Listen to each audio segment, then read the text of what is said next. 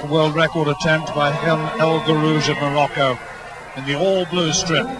Two pacemakers, William Tanui of Kenya and Robert Kibet of Kenya, and I wonder whether there'll be a response to Nyen's fine world record over 1,000 metres, taking Sedko's figures away in Rieti just a couple of days ago. 1:62, that's Robert Kibet. William Tanui, 1:61, is also there, former Olympic champion over 800 metres, leading through El Garouj. Steve Crown. Well, given how fast El Garouj has run this year, I think this is well within his capabilities, as long as we get some good placemaking. He will want William Tanui, who's in second place at the minute, to take him as far as he possibly can. We saw El Garouj have a good attempt at the World 3000 record the other night in Brussels. Just came up short, really. But he ran 4:48 in Gateshead last year in pretty average conditions, 56.7. Good first lap, nice and even pace, nothing silly. And I think that El Garouj, well, you should never say that people will break a world record, but certainly within his capabilities anyway. Well, let's just tell you who holds the world record. Noradin Morseli set that in Paris in 1995. The figure stands at 4 minutes 47.88.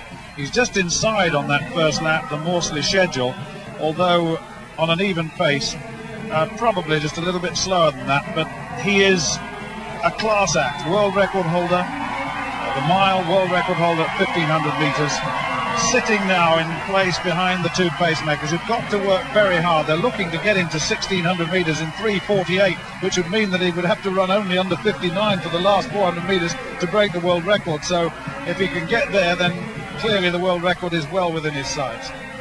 Certainly is, Stuart. It's a weird distance, though, the 2,000. There you can see a slightly slower lap there, 1:54, but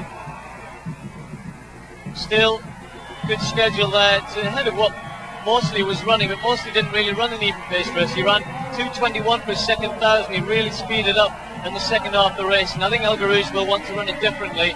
So let's not get too carried away with comparing it with what Morseli was at the same point.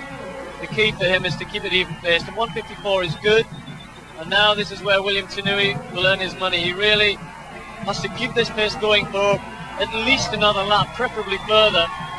And El Garouj then will be able to reach the bell, having not had to work too hard, and that's the key. And then hopefully he can pick it up on the last lap. Well, the race once again is a demonstration. Pacemaker and the principal, the world champion, sitting in, having beaten Nyen, having seen Nyen break the record of 1,000 metres. That must have inspired him and motivated him. And with 2 laps to go, 2:52.21 at 1,200 metres, so he's on schedule, certainly. He's on schedule. Look at the pace. I mean, really, Tanui's really blasting out down the back straight there. He's really working very hard, as you said, Steve, and El Garouj is responding, and that's good. When Morseli broke the world record, this is the stage of the race that he really took off. He really picked up the pace, and unfortunately for El Garouj now, he's got 600 metres to run on his own. You're really caught between good mile pace, which this is, and running an extra lap, which you'd like to have really run a little bit slower. Now the crowd are getting behind him. That's going to be very, very important here, because he's got nothing behind him to push him. He's only got the clock to run against. And let's just see where he gets to at the bell. Morseli in the world record was 3:52. He's going to be certainly inside that. Well within the record schedule that was set, but Morseli ran a brilliant last lap. Yeah, Morseli ran, what, 55, but this is inside world record schedule for El Garouj. And he's still gaining in strength and stature down the back straight. This is talent. He's now 50 metres or so, perhaps more, ahead of the rest of the field, being led by Benson Koech, but that's another race. This is a record attempt, less than 200 metres to go. Just to remind you, the figure 4:47.88, he has to beat Morseli's figure set back in 1995.